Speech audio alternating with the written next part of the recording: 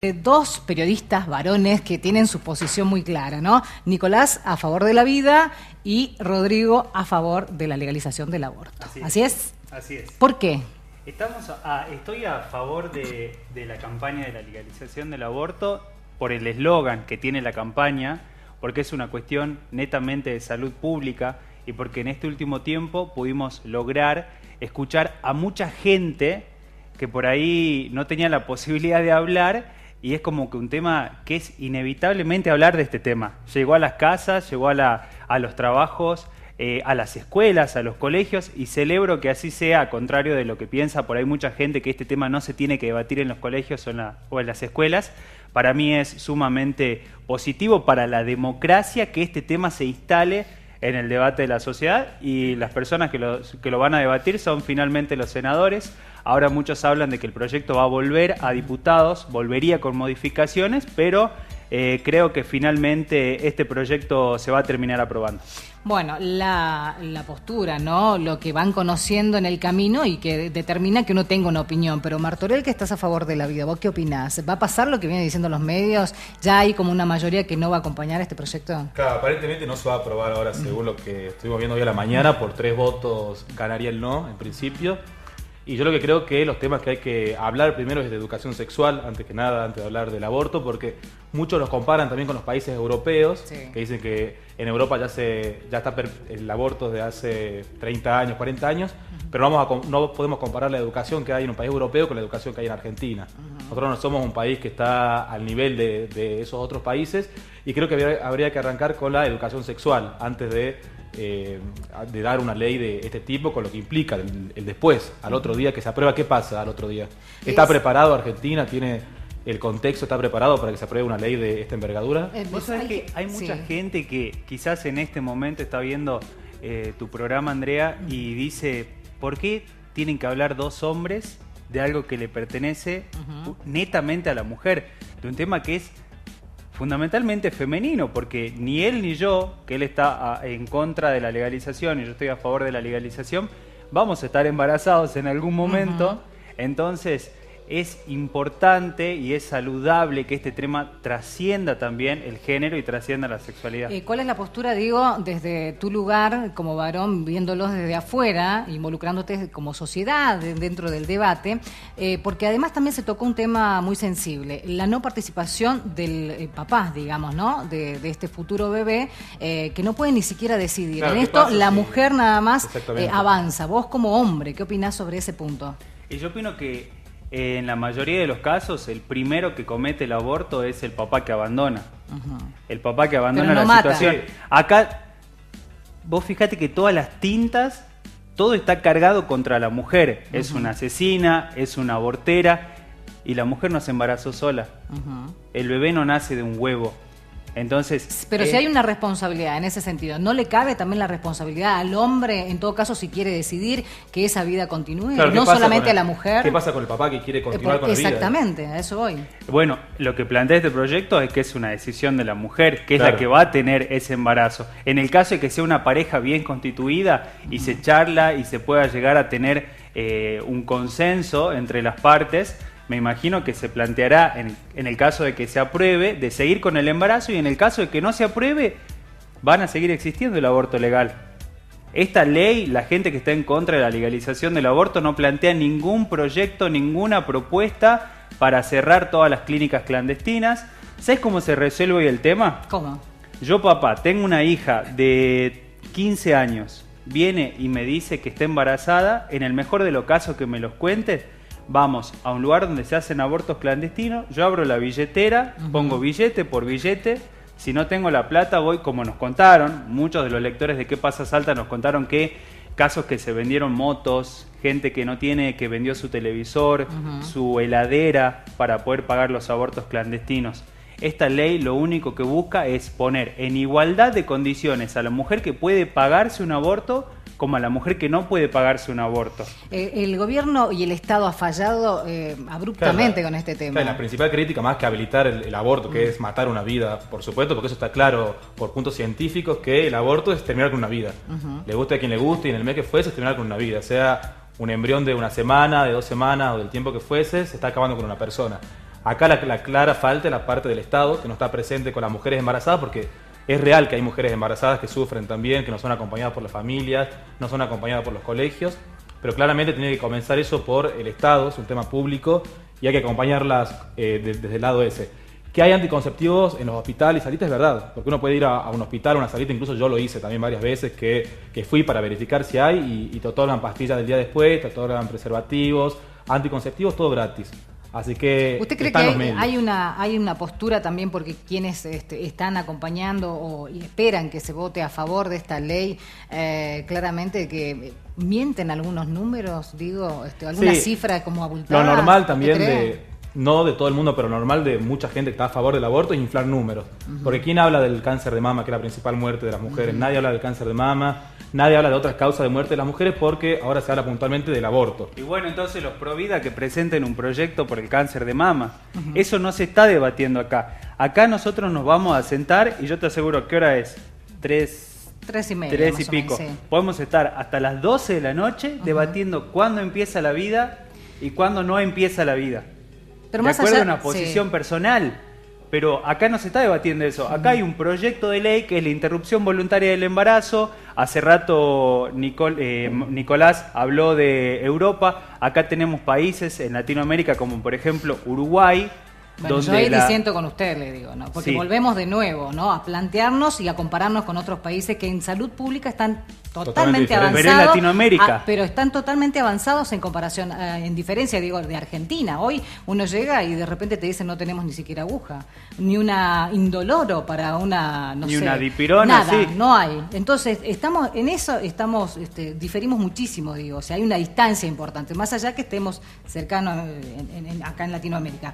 Y fuera de eso también, es un país que ha incorporado la educación sexual por casi todos 10, 12 años. Nosotros, ¿no? Primero queremos tener la legalización y no hay, exactamente, más allá de que esté la ley, ¿no? Que ese es otro punto. Siempre no hay educación sexual y hay el doctor Albino que sale a decir que el preservativo no protege. Bueno, pero de no la podés poner una misma bolsa VIH. Lo que dice un médico con todo el grupo de los Provida. No, es un médico Provida.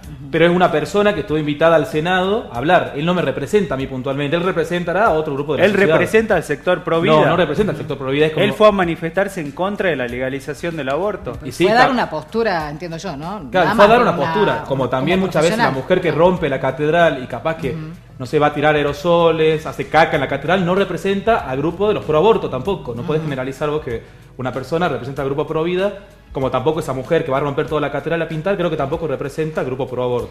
Ahora, vimos y vemos este debate claramente que ha marcado, como dicen muchos, la grieta, ¿no? Dentro de más bien, no sé si toda la sociedad. En el caso de los varones, ¿ustedes dialogan esto en reuniones de amigos? No digo con mujeres presentes, pero por ahí, ¿se tocan estos temas? Sí, se dialoga. Yo creo que este tema trascendió el terreno político, está instalado en la sociedad. Creo que este es el siglo de la mujer, el siglo de los derechos de la mujer.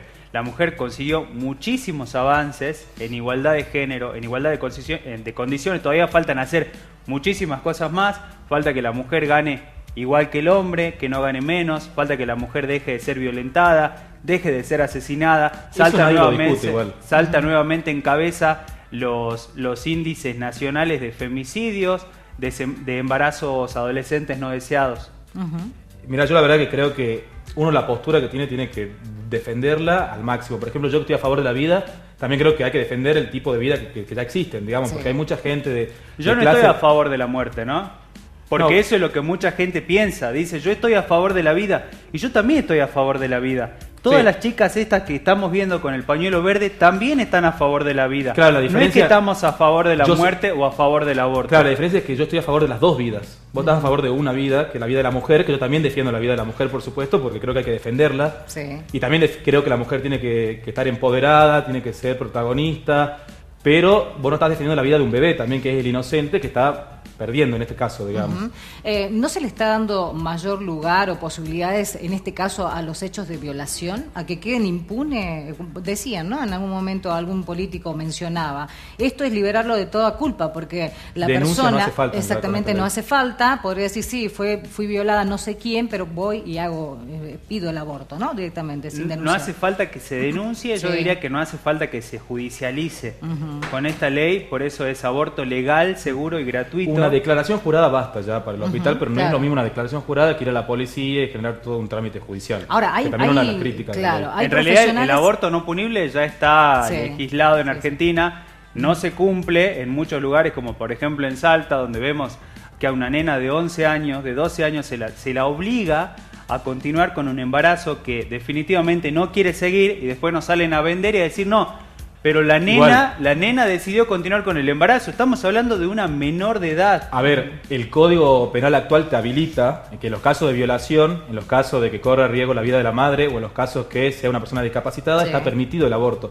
Por supuesto que yo estoy a favor del aborto en esos casos de violación a una nena de 11 años. Creo que todo el mundo está a favor, o la gran mayoría de las personas. Una chiquita de 11 años hasta corre, primero que es menor de edad y segundo que corre el riesgo su vida. También, ahora, ese es un punto que también la gente es como que algunos no querían ni opinar, ¿no? Decía, yo estoy a favor del aborto en estos casos, no para que sea en general, digamos, cualquiera tenga la posibilidad de hacerlo. Y hay mucha gente que no opinaba de la misma manera y que decía, ¿cómo podés estar en algunos casos sí y en otros no? Por eso se generó la grieta también. Es menos vida una mujer que fue violada, el fruto de una violación es menos vida que el fruto de una relación que supuestamente se dio. No es que sea menos vida, pero también tiene consecuencias. Esa mamá de 11 años, esa niña de 11 años tiene consecuencias psicológicas de por vida también.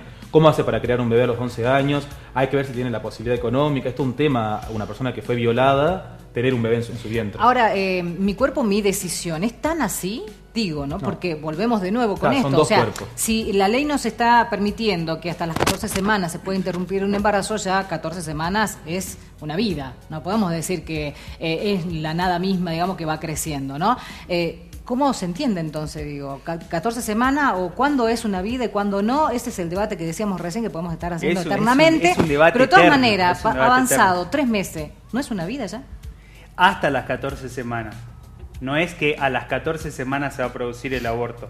Lo que plantea la ley hasta las 14 es que semanas, la mujer así, como va hoy en un barrio a hacerse un aborto clandestino, en una clínica donde se hacen abortos clandestinos, donde se paga por hacerse esto, lo único que plantea la ley es que la mujer va a poder ir a un hospital público y que no se le cobre lo que hoy se le cobra para hacerse un aborto clandestino.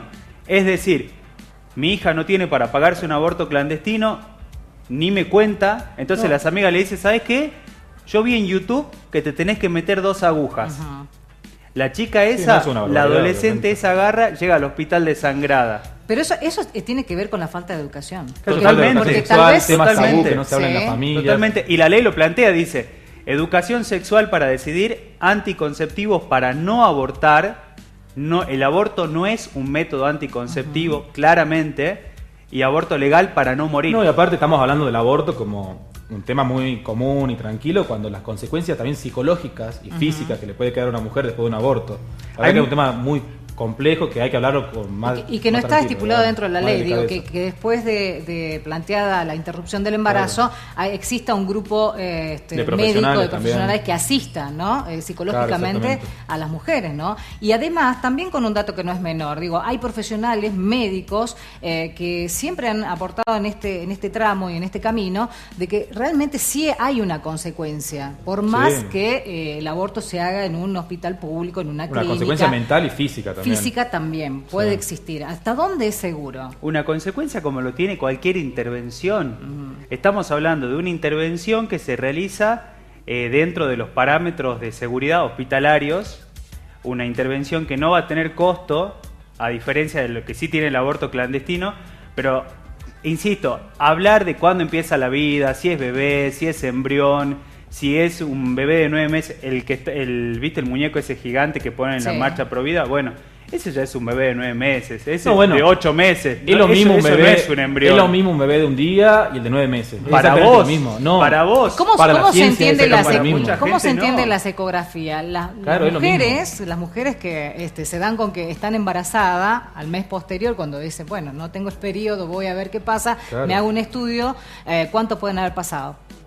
6 semanas, póngale, como mucho, ¿sí? Y escuchan un latido dentro. No es una vida. es una vida, claramente. No sé quién puede dudar que no es una vida. El debate no está planteado si es una vida o no es una vida. Hay una No, concepción. está bien, pero digo, a ver, aquellos que fueron, las mujeres que fueron mamás, obviamente, pasaron o acompañaron tal vez a una amiga a hacerse ecografía, habrán escuchado que ahí hay un latido, o sea, es un corazón, algo que late, algo que está viviendo ahí adentro, que está creciendo. Y Por las eso yo mujeres digo, que ¿no? acompañaron a otras mujeres a hacerse un aborto. ¿Qué? Las mujeres que Que llegan. acompañaron a que mate una vida, entonces. La acompañaron a que mate una vida. Exactamente, sí. Está matando una vida, está finalizando un embarazo, está acabando con una vida. Lo que yo creo también que, para criticar también un poco al grupo de los pro vida, también que me considero parte de ese grupo, pero también considero que mucha de la gente que está a favor de las dos vidas siempre agarra y dice, no sé, la típica frase o negro de mierda, o hay que matarlos a todos, o poner una bomba en las villas, o también esa frase que se escucha mucho en la iglesia de gente que se va a golpear el pecho y después está criticando, pero defendiendo a las dos vidas, digamos. Eso también me parece una postura que no te Mirá. da para nada en acorde, digamos. O sea, Hace rato decías, ¿no? En los comentarios tenés mucha Sí. gente que te está viendo. Dice acá Analía, una mujer que decidió abortar no queda con consecuencias psicológicas, queda liberada. La que sí queda con consecuencias psicológicas es la mujer que está obligada a gestar, a continuar con un embarazo no deseado.